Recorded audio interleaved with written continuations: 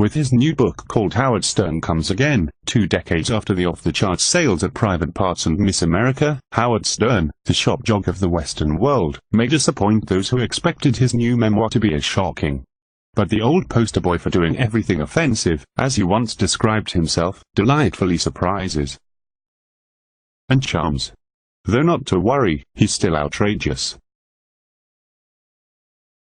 Howard Stern Comes Again, 2 years in the making, succeeds as a collection of approximately 50 celebrity interviews selected from over 1,500, some his favorites, he's often asked.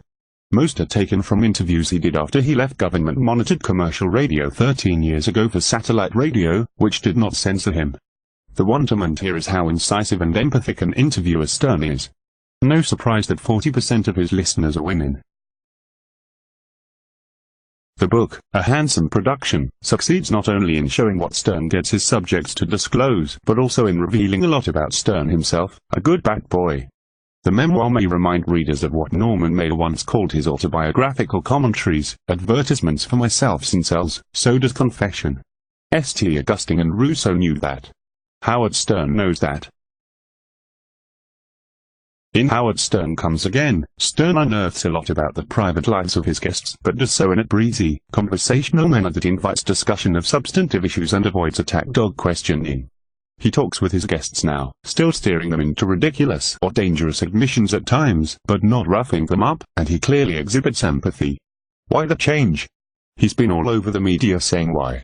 Psychotherapy, for one, which taught him how to listen and connect, instead of constantly trying to manipulate and entertain. And then in 2017, a cancer scare. These two have influenced his interviewing style, seen especially in his probing but sensitive exchanges with Jon Stewart, Stephen Colbert, and David Letterman.